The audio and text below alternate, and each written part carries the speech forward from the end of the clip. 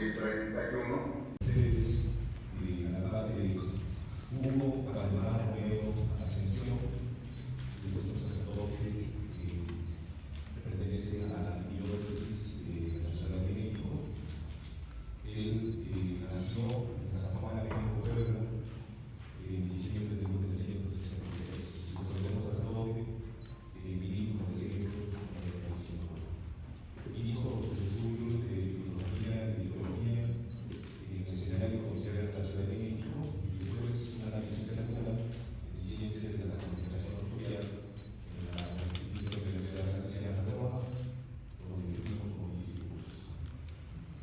Ha publicado algunos libros y desde luego tiene todo un historial académico, el tiempo no lo voy a repetir, pero fue, por ejemplo, profesor, fundador de Teología y Comunicación Social de la Arquidiócesis de México, fundador y director del Instituto de Relación de Medios de Comunicación, presidente del Consejo Editorial de Semana de la Fe, miembro del Senado de la Arquidiócesis de México, fundador de la Agencia de Noticias y Sistema Informativo de la Arquidiócesis de México, actualmente es canónigo de la Catedral Metropolitana de la Ciudad de México, es secretario de la Cabildo de la Catedral y miembro del Colegio de Consultores de la Arquidiócesis de México, entre otras cosas. Así es que pues, le damos la bienvenida al padre Hugo Valdemar.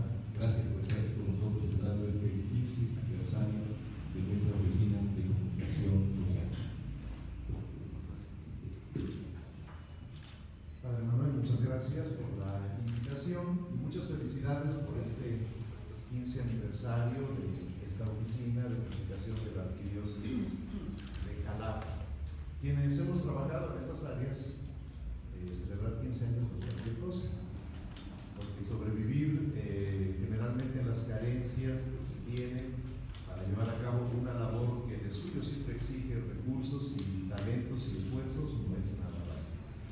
Entonces creo que sí es muy digno de reconocimiento y de felicitación a esta labor que por 15 años ha venido haciendo esta parte de esta arquidiócesis, esta oficina, y también lo que yo veo que en los últimos años una gran presencia mediática, una gran presencia pues, que se va notando día con día más. Pienso que el padre Manuel le ha dado bastante auge por lo que puedo percibir, y de hecho ahora que estoy en un trabajo de una agencia de noticias, ACN, Agencia Católica de Noticias, pues es nuestro cliente asiduo, ¿verdad? Tanto la Arquidiócesis de Jalapa como el padre Suazo, lo tenemos ahí.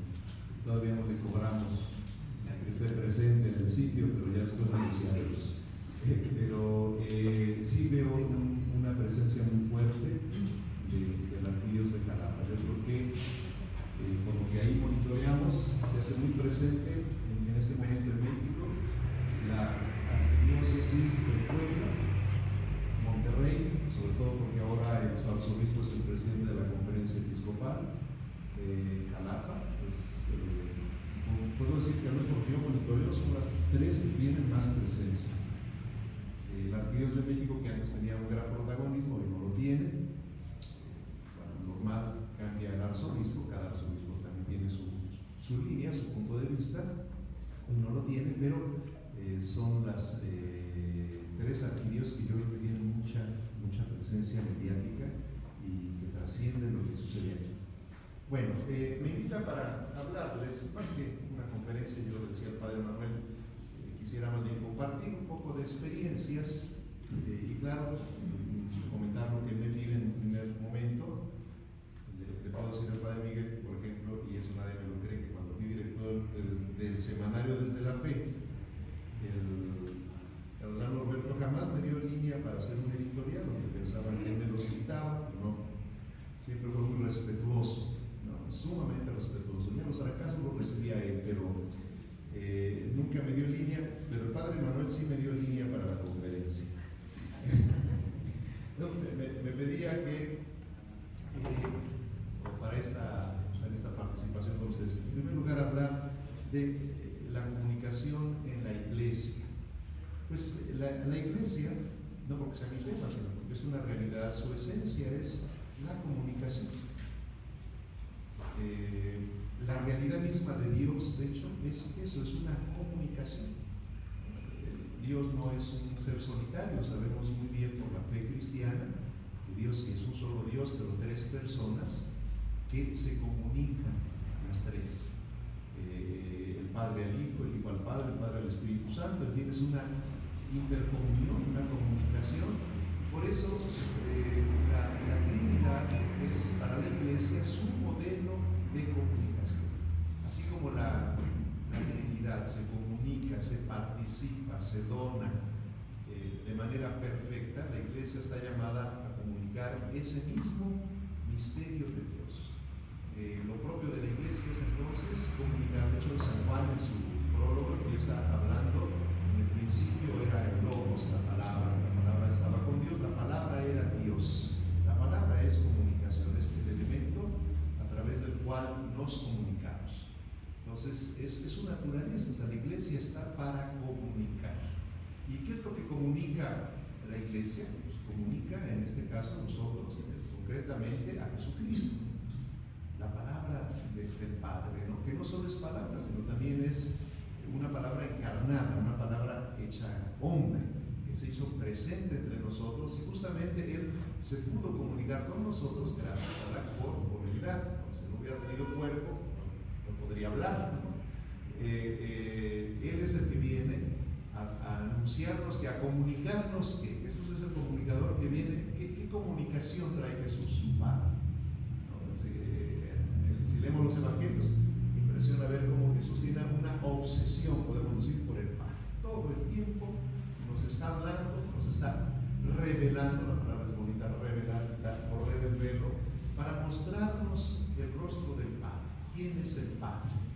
Acaba de pasar este domingo el evangelio, ¿no? La manera como nos enseña a dirigirnos a Dios es justamente con la palabra Padre. Viene a revelar que Dios es Padre.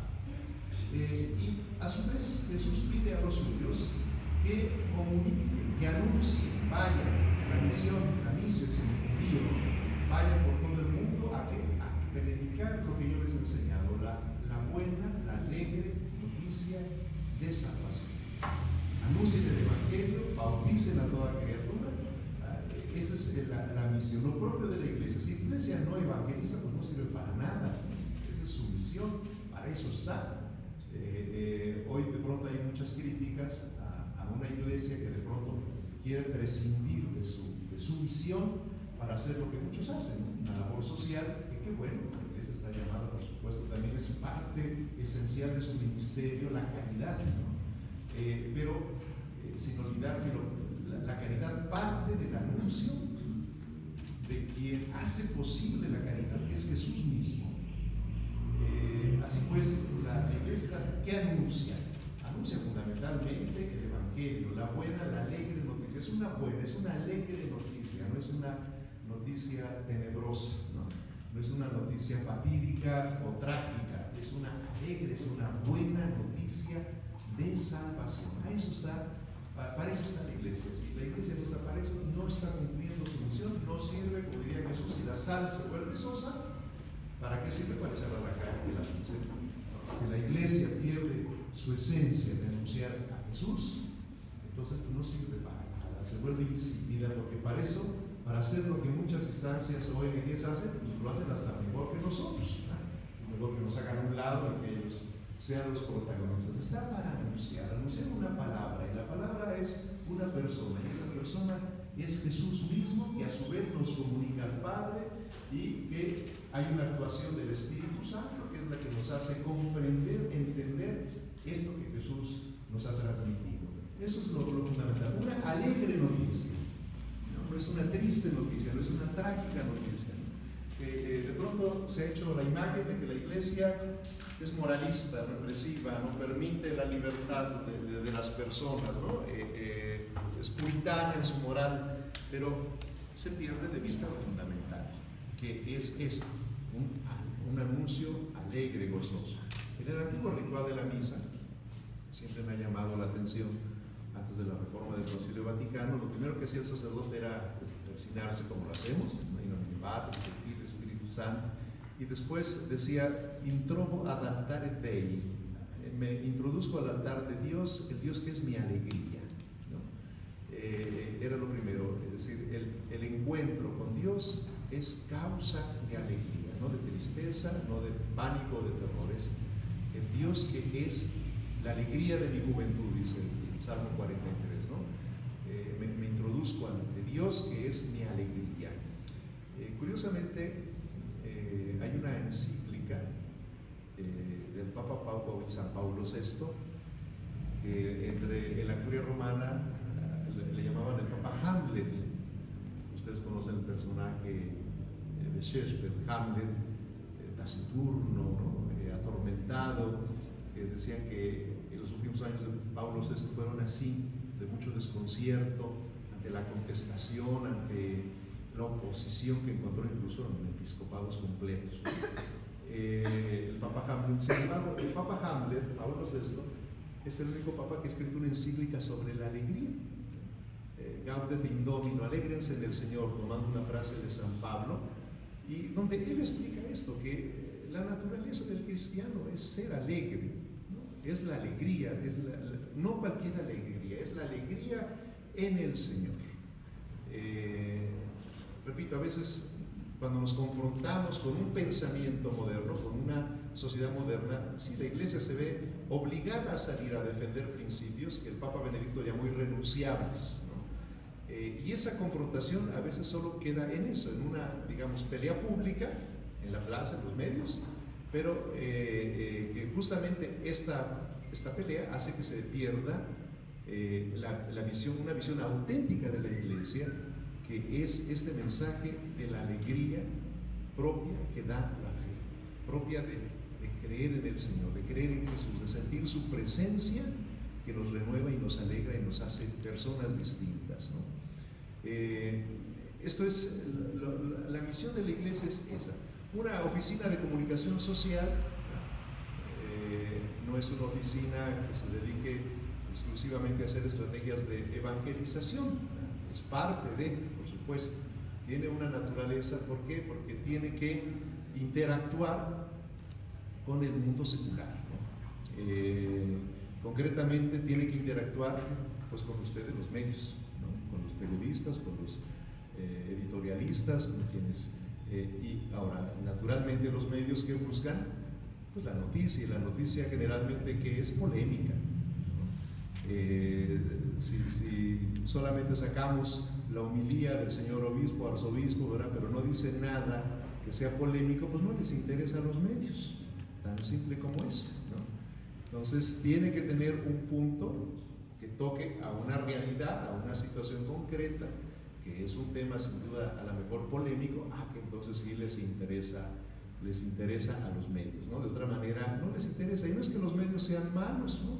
Simplemente que a veces en la Iglesia también no entendemos que no todo lo que nosotros decimos va a interesar a la comunicación social, va a interesar a los medios de comunicación. Tiene que tocar temas específicos que tienen que ver con la realidad que se vive. Y si es polémica, mucho mejor, ¿no? Porque entonces, como yo le decía a los periodistas en México, ¿no?, ahora sí les tenemos carnita, ya les dimos carnita, ¿verdad?, para sus notas, ¿no? Entonces, la comunicación social es eso, comunicar hacia afuera, dar hacia afuera varias cosas. Primero, claro, tiene que buscar no perder esta perspectiva evangelizadora, si no, pues, cualquier otra oficina, pero no una oficina de comunicación de una instancia católica, ¿no? Buscar eso. Es decir, con sus medios también ver la manera de hacer llegar el evangelio. Lo hace a través de un semanario, a través de redes sociales, pequeños mensajes que se hacen, por supuesto dando a conocer la posición de la Iglesia, en este caso particular, de la voz del obispo, en fin. El semanario no lo pude revisar, pero imagino igual viene una parte, seguramente comenta el Evangelio, comenta esta formación de fe, cumple ese cometido. Hacia afuera, esta parte que a veces tenemos tanta dificultad en entendernos, ¿no?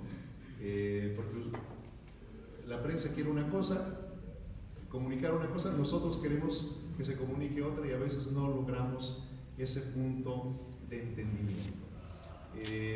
Incluso cuando no se comprende el papel de la prensa, muchos, por supuesto, denostan a los periodistas, ¿verdad? Solo buscan el morbo, solo buscan la noticia amarilla, ¿no? La amarilla, la noticia escandalosa, pero quizá también a veces falta comprender lo propio del periodismo, lo propio de los medios de comunicación. Quizá ahí siempre ha habido un problema de comprensión, ¿no? de la Iglesia hacia esta dinámica propia de los comunicadores. En ese sentido, por ejemplo, sí ayuda cuando uno estudia comunicación o más concretamente periodismo, porque puede entender la labor de la prensa.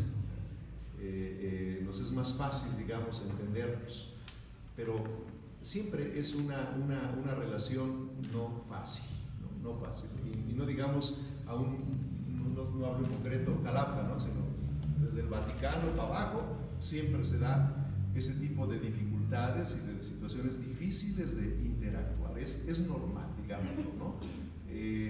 Sería muy difícil que camináramos al mismo ritmo, en el mismo camino, es prácticamente imposible. Pero bueno, simplemente tenemos que comprendernos. Creo yo que ahí entra una dinámica de mutua responsabilidad, de mutua sensibilidad, tanto nosotros entender a la prensa secular, a la prensa de fuera, como también la prensa, me parece, debe hacer un esfuerzo por conocernos, ¿no?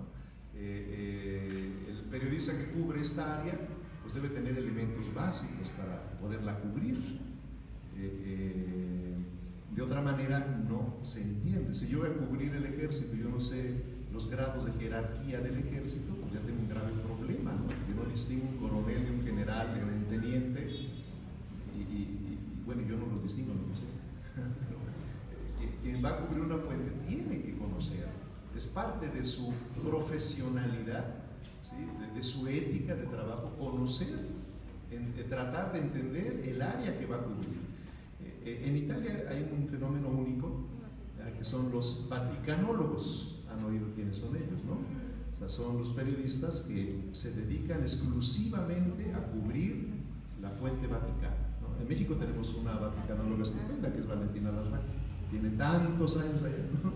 Desde Juan Pablo II en su primer viaje a México, y se quedó en Roma, y es una mujer extraordinaria en cómo conoce la comunicación de la Iglesia, cómo conoce lo que sucede en el Vaticano, pues por lo mismo que se ha abocado totalmente toda su vida a eso, ¿no?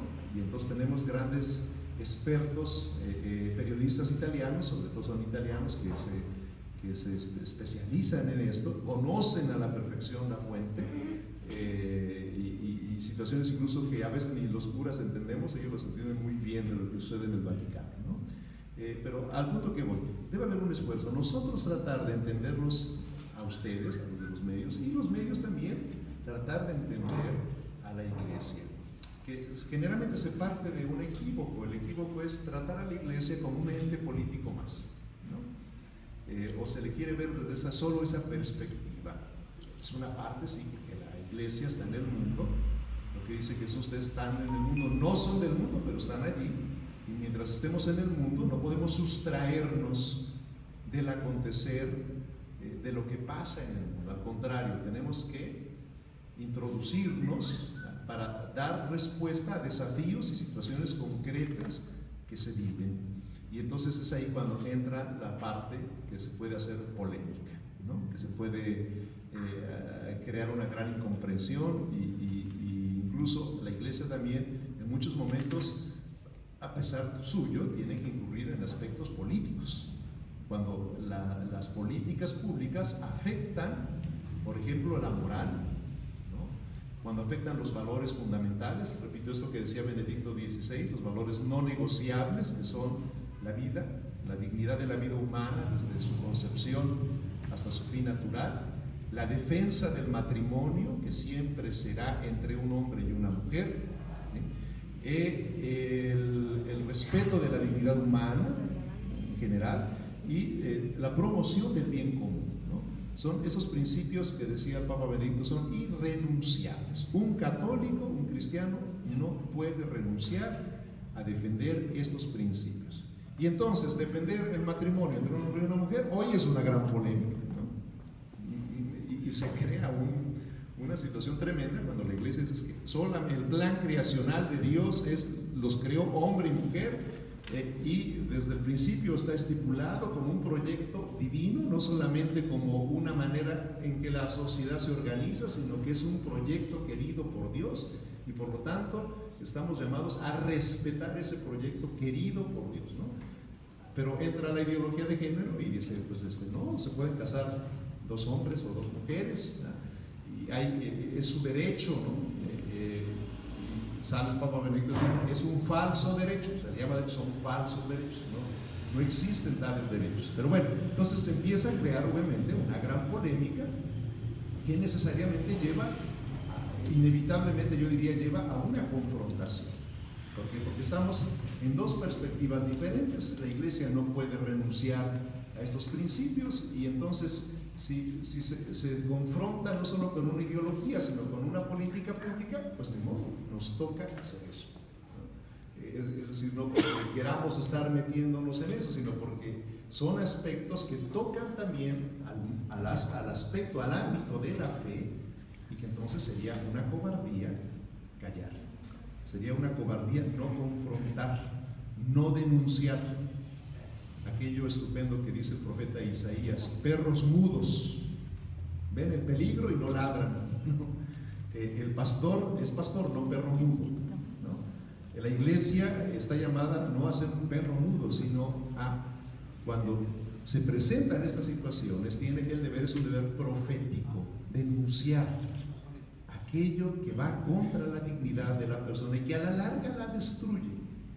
No se trata solo como de una perspectiva moral, bueno o malo. El problema del pecado, el problema del mal, es que acaba destruyendo. No es inofensivo. Todas estas ideologías no son inofensivas. A la larga acaban por destruir a la familia, acaban por destruir a la persona. Y es ahí donde la iglesia interviene para poner una alerta. La defensa de la vida, ¿no? Desde la concepción. El aborto, es clarísimo. Es un crimen, para la iglesia es un crimen, además no es un dogma de fe, por favor. Hoy estudios sumamente serios en todos los ámbitos médicos, científicos, cada vez va quedando más claro que la vida inicia desde la concepción. Eso no es un dogma de fe, pero es una cosa irrenunciable a la que la iglesia no puede no defender, y necesariamente su defensa hará que entremos en polémica, ¿no? Y en una fuerte polémica, ¿no? Pero repito, estamos en una sociedad que necesita esta guía, que parte del Evangelio, ¿sí? Y que no se puede renunciar. El bien común se tiene que buscar. Esto también supone, el bien común supone todo la denuncia de la maldad, de la corrupción, que azota a nuestro país de una manera espantosa, ¿no? Es un cáncer que nos ha estado comiendo, y que de ahí después viene la inseguridad, la criminalidad. Por todo esto es parte de la misión de la iglesia, también denunciar esto. No es que se meta en política, bueno, y la política finalmente también es esencial a la persona, ¿no? Algún filósofo griego, Platón, ya hablaba del hombre como animal político. Es parte de la polis, la vida de la polis, la vida de la ciudad compete a todos los que son ciudadanos, no a un partido, a un grupo, nos compete a todos. Eso es algo connatural a nuestra vida social. No podemos sustraernos. La política partidista sí no nos toca, y mejor ni nos metamos porque es desastroso. Entonces, pero la política que se entiende como el bien común, la iglesia no puede estar a un lado. De hecho, nunca lo ha estado en toda la historia. Siempre ha tenido que estar presente, porque es parte de su misión. No es una intromisión, sino es parte de su misión. Así pues, la iglesia está llamada, en primer lugar, a evangelizar. Es su comunicación primordial. Y de esta evangelización hay valores fundamentales. La sociedad mexicana se funda sobre estos valores. Nuestro pueblo mexicano está fundado sobre estos valores cristianos, judio-cristianos, que entonces, cuando son atacados, tienen que defender, tienen que dar la cara, tienen que salir a poner su posición, ¿no? En este sentido, ¿cómo se difunde esto? Pues gracias a muchos de ustedes que difunden la polémica. Entonces, se da a conocer lo que está sucediendo, ¿no? Digamos que ese es un reto que se tiene, la mutua comprensión, incluso diría yo, ayuda entre medios e iglesia en una oficina que comunica social, que comunica a la sociedad, ¿no? En primer lugar, que ese es digamos, el papel fundamental de esta oficina que está cumpliendo 15 años, ¿no?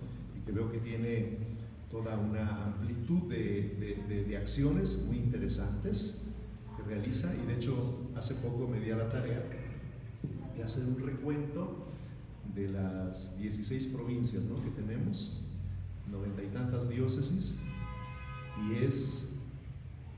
me dio un gran impacto. Qué mal estamos en comunicación en la iglesia. Pocas diócesis, muy pocas tienen lo que tiene Jalapa, todo este dinamismo, esta fuerza, esta organización, muy pocas. La mayoría, bueno, unas ni página de internet tienen, o tienen, pero hace 3 años que no la abren, ¿no? Incluso Dios, que tiene posibilidades, digamos, económicas, no tienen lo que deberían tener, ¿no? Entonces, sí, en ese sentido, la iglesia en México sigue atrasadísima, ¿no? La misma conferencia episcopal me parece que debería tener más presencia, más dinamismo como conferencia, y no lo tiene, ¿no? Tiene mucho más Jalapa que la conferencia episcopal, por supuesto. En ese sentido nos falta entender la importancia que tiene esta labor, ¿no? Que hoy en día, en una sociedad donde los medios de comunicación son tan fundamentales, no se entiende una sociedad actual sin medios de comunicación. La iglesia tiene que tener esa presencia, debe tener esa presencia. El gran problema que tenemos, y seguramente el padre Manuel me dará razón, es el económico. Hay un mito, piensa que la iglesia es riquísima. Lo fue. Juárez nos hizo el favor de hacernos muy pobres. Cuando desamortizó, cuando confiscó todos los bienes de la iglesia, incluso le pregunté al padre, ¿y este edificio cómo es que lo tiene la diócesis? Porque pues, confiscaron todos los bienes de la iglesia, ¿no? Todos. Ya me contó la historia interesante, ¿verdad? Pero efectivamente la iglesia fue muy rica, riquísima en la Nueva España, ¿no? Todas las propiedades que tenía, todo lo que administraba, pero también cabe decir que no había, por ejemplo, en esa época la asistencia social, no había seguro social, ¿verdad? Seguro popular ya no hay tampoco ahora. No había asilos, o sea que el gobierno no lo hacía la iglesia. La iglesia era la única, prácticamente la única, que daba asistencia social a los más necesitados. Entonces parte de todos sus bienes era eso. Cuando se confiscan todos los bienes, se tiene para abajo toda esa obra social, que por cierto tampoco la hacía el Estado, y entonces pues, los más afectados fueron los más pobres, curiosamente, con la confiscación de los bienes eclesiásticos. Que además, con una torpeza económica, se hace una sobreoferta, se vienen abajo los precios de esos bienes, de lo que esperaban obtener, y no obtienen ni el 30% de lo que habían calculado. Pero bueno, es una iglesia que no tiene recursos económicos, que no tiene como tuvo en su momento, y entonces ustedes saben que los medios de comunicación cuestan, y cuestan mucho. Una oficina de comunicación, pues no está hecha para producir. Yo siempre le decía al canal Rivera, ¿no? Oiga, esto no está hecho para producir, está hecha para recibir, para pagar los costos, ¿no? Aquí el padre Manuel me comenta que el semanario es autosuficiente, autosustentable, cosa que es estupenda, porque generalmente pues y nosotros no recibimos ninguna publicidad del gobierno, ¿verdad? No podemos. Entonces pues no hay manera. Alguna vez viendo una lista de lo que recibían los medios de comunicación nacional, mi gobernación me proporcionaba información muy interesante, antes no ahora, y veía yo no voy a decir el estado, un estado del norte, el diario más pequeño, que editaba 12,000 ejemplares de un periódico de 16 páginas, al año recibía 17 millones de pesos. Y bueno, si yo recibiera eso, desde la fe lo tendríamos, pero mucho más allá de lo que lo tenemos, ¿no? Porque en realidad la iglesia con muy poco hace mucho. Y yo creo que no fue una desgracia que nos dejaran pobres, al contrario, qué bueno, porque donde hay dinero hay corrupción, ¿no? Ni la iglesia se salva de eso, Entonces, por un lado, qué bueno, pero por otro lado, ciertamente es una limitación muy seria, ¿no? Se sufre mucho para poder tener una estructura mínima de comunicación, porque no se tienen los suficientes recursos, es un gran problema. Pero ahí entra también mucho el ingenio, ¿no? De ver cómo se le hace para poder sostener. Cuando me tocó tener la oficina de comunicación, éramos 26 personas que trabajábamos y era autosustentable la oficina, ¿no? ¿Cómo le hacían? Y yo sé, pero bueno, salimos adelante siempre, ¿no? Dios nos ayuda, siempre su providencia nos ayuda. Y también es bueno porque da independencia, no depende uno de alguien que pueda tenernos en el puño o en la mano, ¿no? Tiene uno la libertad, la pobreza siempre da libertad, ¿no? Entonces la libertad de poder decir las cosas porque no dependemos de una instancia. Entonces la oficina, eso es, está llamada a eso, a hacer presente la iglesia en la sociedad, a interactuar con la sociedad, ¿no? Y a buscar no siempre la confrontación, sino también el camino del entendimiento, ¿no? Yo recuerdo cuando estuve en la oficina de comunicación, que a su vez pues me llamaban el vocero, porque realmente yo nunca recibí el nombramiento de vocero, nunca. Incluso cuando me demandó el PRD en alguna ocasión, me pone ahí como vocero de la Arquidiócesis de México, y el canal manda una carta firmada por el vicario general y dice: nunca lo he nombrado vocero. Y es que efectivamente yo no tenía ese nombramiento. Así me bautizaron sus colegas, los medios de comunicación, el vocero del canal. Bueno, pero a lo que voy es que a pesar de todas las polémicas, de todas las grandes confrontaciones que llegamos a tener, me tocaron años muy álgidos, ¿no? Ahí en la vocería. Sin embargo, esta es una cosa también fundamental. La iglesia debe hablar con la verdad. Y la verdad es lo que da la autoridad, ¿no? No la jerarquía por sí misma, que tiene, por supuesto, pero lo que finalmente da credibilidad y respeto a la iglesia es que hable con la verdad. Cuando salieron estas acusaciones de encubrimiento al cardenal Rivera, que no lo hizo, y yo lo pude demostrar documentalmente, todo eso que se acusó, incluso ante la Corte de Estados Unidos y demás, fue una campaña terrible contra él. Yo le voy a decir algo que parece un chiste gallego. Así que digo que es defendible lo que es defendible, lo que no es defendible no es defendible. Me parece hasta tonto, ¿no? Pero es real, es decir, no se puede defender lo que no es verdad, porque tarde o temprano eso se cae, se desmorona y entonces es desastroso, ¿no?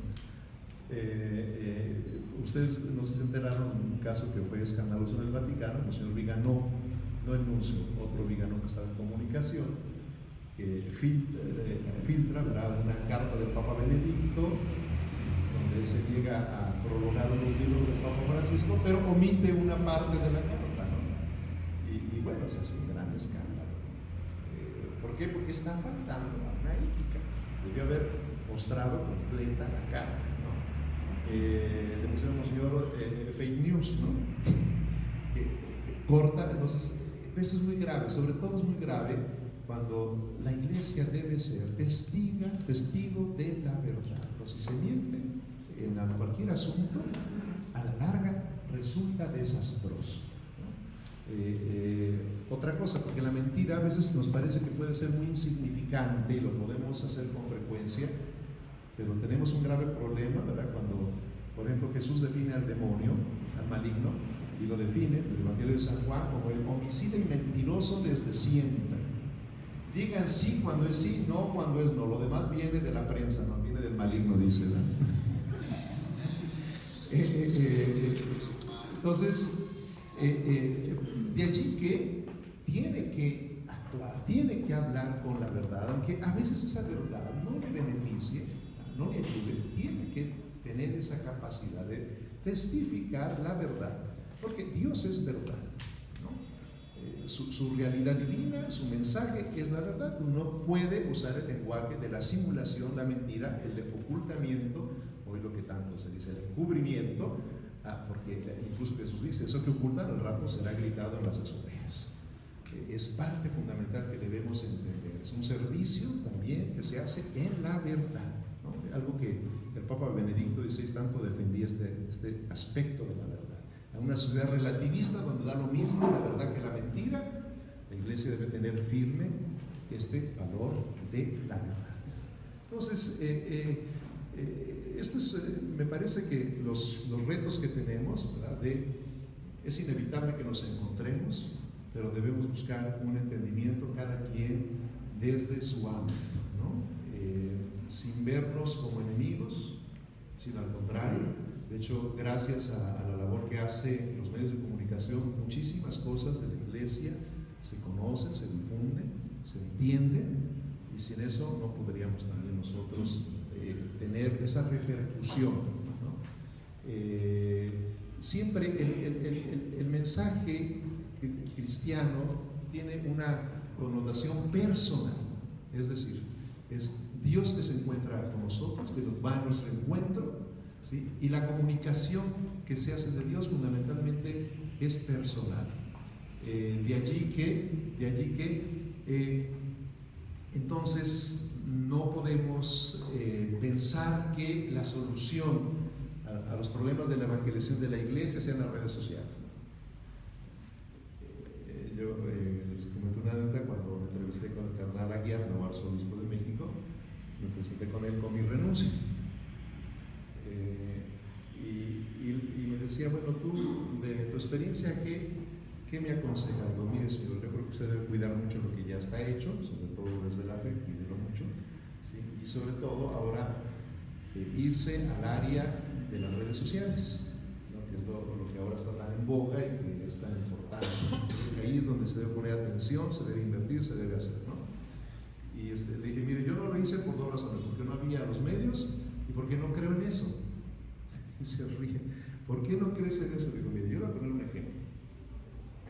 Lo vi en enero, acaba de pasar Navidad. Pero si recibimos 300 mensajes de Navidad, por cierto, unos estupendos, unos 5 o 6 estupendos. Yo me acuerdo solo de uno, que se vuelve efímero, ¿no? Tanto hay, que se vuelve efímero. Es como aquella persona que manda 20 mensajitos en un día, ¿no? ¿Qué acaba uno haciendo? Por no ver ninguno.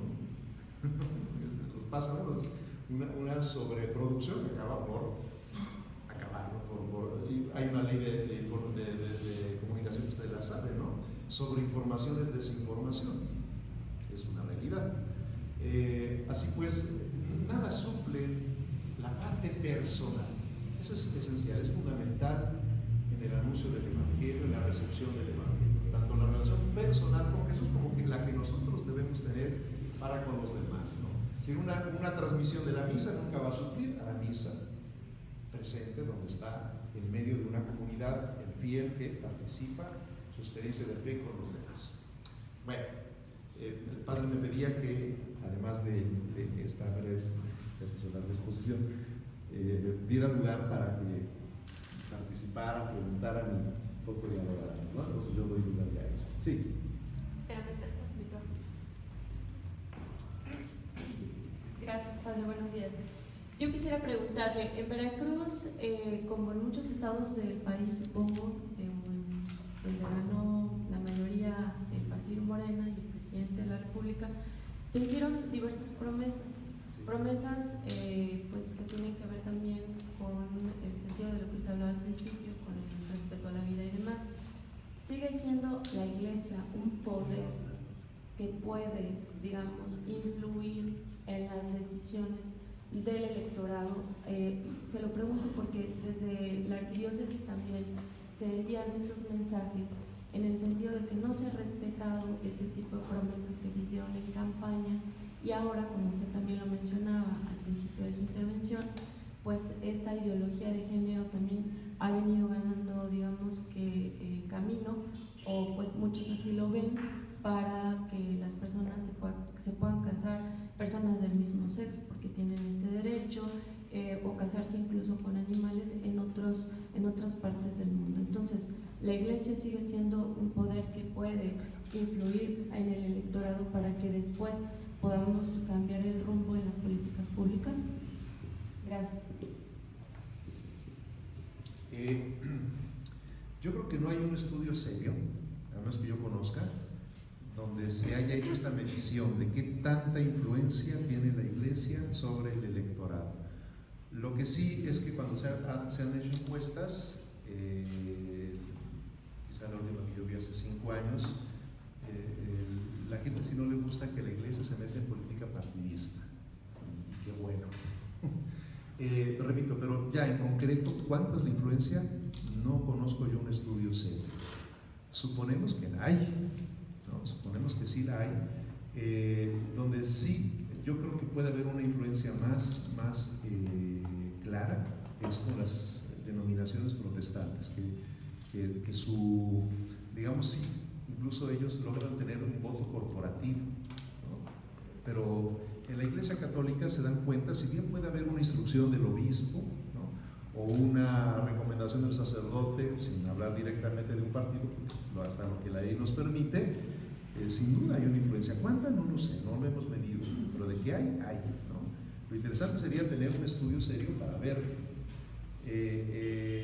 Pero repito, las denominaciones cristianas sí son mucho más. Por eso el presidente Andrés Manuel ahora se está apoyando mucho en ellas, porque sabe que si el pastor dice esto, todo lo demás lo hace prácticamente. El problema es la división que ellos tienen, están sumamente divididos. Pero digamos que sí logran un corporativismo que la Iglesia Católica no hace ni le interesa hacer ni lo ha hecho. Pero a nivel de conciencia queda, el cuánto no lo sabemos. Yo no tengo al menos datos específicos, pero que pues yo creo que sí, tan hay que sí hay temor siempre cuando viene la parte electoral en lo que dice la Iglesia, en qué opina, porque pues repito, aunque no hay un estudio serio, sin duda lo hay. Todavía creo que las personas en México, los católicos, nos siguen escuchando mucho, pero tampoco, repito, hay esa como perspectiva de directamente que haga el electorado hacia algo, me parece que tampoco lo hay. O sea, es decir, debe quedar clara la conciencia del cristiano que no puede votar, por ejemplo, por ciertos partidos que promueven, porque de alguna manera hay una complicidad al hacerlo, pero no te va a decir en específico, no lo vas a hacer por este partido. Eso queda ya, digamos, a la madurez de la comprensión del fiel cristiano, que debe entender que hay cosas que son incompatibles. ¿Está ahí, no? Sí. Yo más quisiera pedir su opinión en torno a la cartilla moral que se está promoviendo y la relación que tiene la Iglesia con la cuarta transformación, si ha habido los beneficios que se han prometido, ya llevamos 8 meses ya de gobierno. Ustedes, desde su perspectiva, ¿cómo ven esa situación? Sí. La cartilla moral la hizo Alfonso Reyes. Ustedes saben que era un intelectual católico, por cierto, y que él a su vez se inspira en una cartilla militar de su padre, como de una cartilla así de valores, pero para, digamos, el ámbito militar. De hecho, se dan cuenta, la cartilla tiene mucha esa perspectiva de obediencia, ¿no?, a la autoridad, porque tiene un origen, digamos, de orden tipo militar. La hace Alfonso Reyes, y podemos entender por qué le interesó al presidente, porque Torres Bodet, que era el secretario de Educación, se la pide, ¿no? Y esa connotación de Tabasco, Torres Bodet, Alfonso Reyes, la cartilla. Bien, yo creo que la intención del presidente es muy buena y tiene mucha razón en decir que a México no solamente le hace falta un desarrollo económico, sino una renovación, bueno, voy a decir renovación moral, y uso ese término que fue de Miguel de la Madrid, ¿no?, por cierto, fallido. Pero al fondo está hablando de eso, de una renovación de los valores y de la moral de los mexicanos, que urge, por supuesto que sí. Por supuesto que tenemos una descomposición del tejido social espantosa, alarmante, ¿no? Si la intención es buena, pero el medio, yo lo dije en una columna, ¿no?, que es una ocurrencia fallida. ¿Sí?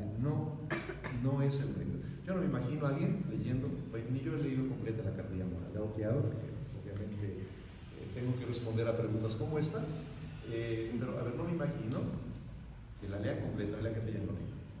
No me imagino que la comprendan y luego que la practiquen, solo porque el señor presidente lo dice. Eso no funciona, ¿no? Entonces, es decir, es un proyecto, la intención es muy buena, el medio es fallido, me parece, y no va a dar ningún resultado, ¿no? Es mi opinión, ¿no? ¿Qué hace falta? Realmente educar en los valores, pero de una forma sistemática, bien.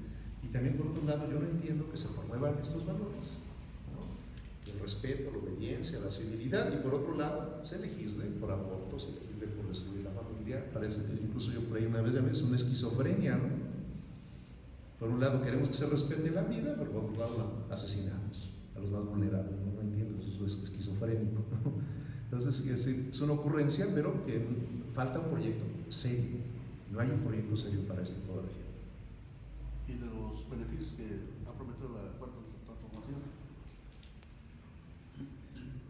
Bueno, yo creo que es una pregunta muy general y son muchos ámbitos, ¿no? Desde la perspectiva de ustedes, ¿cómo ven esas promesas? Lo que se logra percibir, creo yo, una cosa positiva es que se ve una intención clara de luchar contra la corrupción, sí es notorio. Creo que quizás sea lo más notorio, al menos en lo personal, presidente. Nunca le han sacado nada, ¿verdad? Una persona que en lo personal es una persona honesta. El problema es que creer que si yo soy honesto todos los demás deben ser por imitación. Por desgracia eso no sucede, y por desgracia la gente de la que está rodeado, mucha de esa gente tiene una cola tremenda, ¿no? Y que no creo yo que por un buen ejemplo del señor presidente se van a convertir. Si ni Jesús los ha logrado convertir, menos el señor presidente, ¿verdad? Entonces, es decir, se tiene que crear una cultura anticorrupción y sobre todo mecanismos que impidan la corrupción, que sean eficaces. De otra manera, no basta la buena voluntad. Pero si me pregunta, yo creo que por ahí, y por supuesto hay muchas preocupaciones en otros ámbitos como el económico, ¿no? Por ejemplo. Pero bueno, no es el tema y no me quiero desviar mucho en responder a eso. Sí. Sí. Oiga, aquí en Veracruz, yo creo que en todo el país, creo que no se oye. Bueno, aquí en Veracruz y creo que en todo el país, esta promoción, no promoción, sino esto de hablar de conservar los valores que nos hacen mucha falta, en eso coincidimos muchos, como que ha hecho que surja una confrontación entre quienes abogan por el aborto y quienes abogan por esta ideología de género. ¿Sí? ¿Cómo lograr desde la Iglesia Católica que no se les siga llamando que son intolerantes? Es decir, estos grupos acusan a la Iglesia Católica de ser intolerante, de promover el odio, de tachar incluso de demonios a quienes promueven estas ideas. ¿Cómo lograr desde la Iglesia Católica, y digo desde la Iglesia Católica porque es la que promueve los valores, para que se deje de ver esta situación, para que deje de haber confrontación y lograr que estos grupos puedan acercarse y dialogar, si no renunciar a sus ideas, cuando menos dialogar? La Iglesia nunca se ha cerrado al diálogo, ni en este ni en ningún tema. Basta ver lo que dice, por ejemplo, el Catecismo de la Iglesia Católica sobre las personas homosexuales, donde dice con claridad que la tendencia en sí misma no es pecado, sino los actos homosexuales, ¿no? Como todo acto sexual fuera del matrimonio es un pecado. La relación homosexual, heterosexual, trisexual o bisexual, eso está fuera de la moral católica, ¿no? Y llama el catecismo a tener especial cuidado, atención y tolerancia a estas personas. Ahí está el catecismo, ¿no? Es el libro oficial, digamos, ¿no? De lo que la Iglesia piensa respecto a estas personas. Yo creo que pues ningún sacerdote sensato, ¿verdad?, nos va a condenar a correr. A mí soy confesor en la catedral, soy penitenciario, llegan muchos casos. Yo creo que si con alguien soy comprensivo especialmente y abierto es con ellos, ¿no? No lo contrario. A mí nunca me ha tocado correr a patadas a ninguna persona con una situación de este, al contrario, ¿no? Es decir, sin embargo, estos grupos que piden tolerancia son los más intolerantes. Basta que tú no que los ataques, que no estés de acuerdo, entonces eres homofóbico. Alguien decía muy bien en el artículo, cuando se usa lo fóbico es porque se acabó la razón, entonces con eso ya te aniquilan como un rayo, ¿no? Eres homofóbico, ¿no? Si entendemos la fobia como se define clínicamente, ¿no? Como un odio irracional. Entonces, qué curioso, porque, repito, esos grupos que piden tolerancia son los más intolerantes, ¿no? Y son los que más atacan a la iglesia, ¿no? Y son los que más se niegan a un diálogo serio, curiosamente. O sea, aunque ellos acusan al contrario de la iglesia, ¿no? Que la intolerante, a la que no dialoga, a la que nos sataniza la iglesia, pero es al revés. Uno, en un diálogo no tienes que estar de acuerdo con el otro, o sea, es parte de que pongas tus ideas sobre la mesa y platiquen del asunto, ¿no? Y si yo no estoy de acuerdo contigo, no significa que te odie, ¿no? Y la iglesia nunca va a estar de acuerdo con los actos homosexuales, ¿a que no? O nunca va a estar de acuerdo con el aborto, no. Son, otra vez, los principios irrenunciables, no se puede renunciar a eso. Pero eso no significa que yo te odie, ¿no?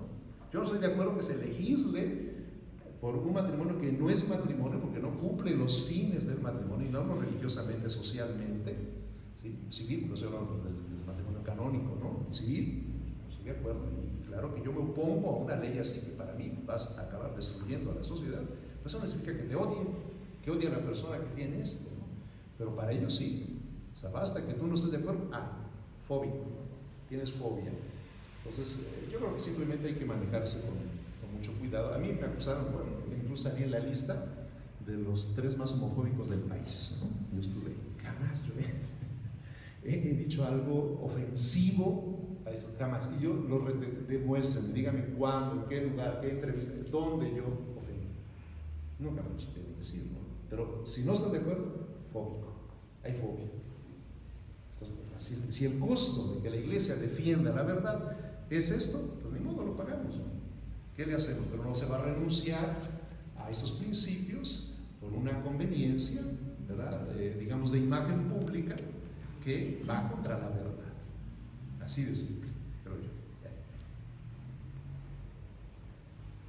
¿Cuál sería el futuro de la comunicación social en la iglesia? ¿Perdón? ¿Cuál sería el futuro? Buena pregunta, no lo he pensado. Vemos desde la Santa Sede, ¿no? Desde el Vaticano, que por ejemplo ha habido un gran esfuerzo por estructurarla, porque por un lado estaba Radio Vaticana, por otro el Observatorio Romano, por otra la Televisión Vaticana, por otra las redes sociales, ¿no? Y cada quien su feudo. Entonces, ahorita ha habido un gran esfuerzo por unificar un solo conglomerado, con una sola cabeza, una sola dirección, ¿no? Entonces, eso sí, eso pasa en la Santa Sede, pues ya nos imaginamos lo que pasa en otras diócesis, ¿no? Yo creo que es un gran reto, sin embargo, puedo decir como una autocrítica a la iglesia, al menos en México, la iglesia en México, todavía no se dan cuenta de la importancia que tiene. Es lo que tristemente, repito, yo hice el estudio de todas las diócesis, me impresionó ver eso, ¿no? Todavía no se tiene la importancia. Entonces, como que igual tiene su razón histórica. Recuerden que la iglesia, hasta la fecha se le prohíbe tener medios de comunicación, ¿no? Salvo la prensa, no puede tener radio, no puede tener televisión. Bueno, obviamente las nuevas tecnologías no estaban ya legisladas y no se hubieran prohibido el internet, ¿verdad? Pero ahora el presidente ha dicho que y se va a abrir, es un hecho. Estoy seguro que eso se va a abrir, ¿no? Las concesiones de medios masivos se va a abrir. Y ahí donde nos lleva una delantera impresionante son las denominaciones protestantes. Nos van a dar una barrida y trapeada que bueno. Repito, creo que hay poca conciencia y realmente poca importancia, ¿no? Yo aquí veo que Monseñor Hipólito los apoya mucho, ¿no? ¿Sí? Yo también cuando estuve con Norberto, bueno, me apoyó, tenía clarísimo este aspecto y no escatimaba, ¿verdad?, la forma de apoyar y bueno, creo que hubo muy buenos resultados en ese momento, ¿no? Pero, por ejemplo, también hay obispos que no le dan ninguna importancia, ¿no? Entonces depende, porque no olvidemos que cada diócesis, su cabeza es el obispo, no depende del obispo, en general, ¿no? En general depende de qué perspectiva tiene. Esa pregunta había que hacérsela a los obispos en la conferencia episcopal, ¿no? ¿Qué perspectiva tienen y qué importancia, ¿no?, le dan y cuántos, desde recursos hasta personas, dedican. Ahorita acaba de salir el padre Diego Fonseca, él es de Colombia, le preguntaba, Dios de Cúcuta, la frontera con Venezuela, que ahora están teniendo todo el problema de la inmigración, y es estupendo lo que tiene la diócesis, chiquita, ¿no? Pero por ejemplo tiene más estructura y actividad que Bogotá y que Medellín, ¿no? Una diócesis pequeña, es la que tiene, la que encabeza el liderazgo en comunicación. Entonces depende de qué, de lo mismo, de la importancia que le dé, ¿no? Y también de la interacción que quiera tener con la prensa. Aquí es como ver al demonio, ¿no? En pánico, ¿no? Ellos que son muy buenos para interactuar, ¿no? Pienso el obispo Arismendi, es estupendo, ¿no? Porque escribe, interactúa, bueno, don Roberto con sus altibajos, pero igual le entraba al toreo, ¿no? Pero otros de plano, no. Entonces depende mucho, en la iglesia que es jerárquica, pues de la cabeza, ¿no? ¿Qué piensa y qué importancia le da? Pero aquí qué bueno que tiene mucho apoyo, ¿no? Se nota, se nota. Bueno, algo más. Gracias. Pues agradecemos en primer lugar la presencia de Hugo, el padre Hugo. Gracias por toda esta experiencia que nos has comunicado, y también gracias a todos ustedes que están aquí acompañándonos en este aniversario número 15. Padre, Buenas tardes. Para respuestas de mi caso, en otro espacio. No, más bien comprometerlo a que sigan con esos foros de capacitación que dio hace como 2 años, creo que hizo, porque ya nos dijo aquí el padre la importancia de la profesionalización para conocer obviamente el lenguaje y la fuente. Entonces, en este marco, a ver si se puede hacer otro de esos. Lo seguiremos promoviendo. Ya que no comenta. Con todo gusto. Bueno, pues gracias por estar aquí con nosotros. Buenas tardes a todos. Durante 15 años, yo les decía a sus colegas de la catedral, es la misa, no la homilía, ¿no? La homilía es parte de la misa, lo que antiguamente llamamos el sermón, es la misa. 15 años le siguieron llamando la homilía. Bueno, pero no, os quería así como compartir cómo a veces se vuelve difícil esta interacción, pero quien quiere formarse lo logra y suelen ser muy buenos periodistas. Gracias a ustedes por su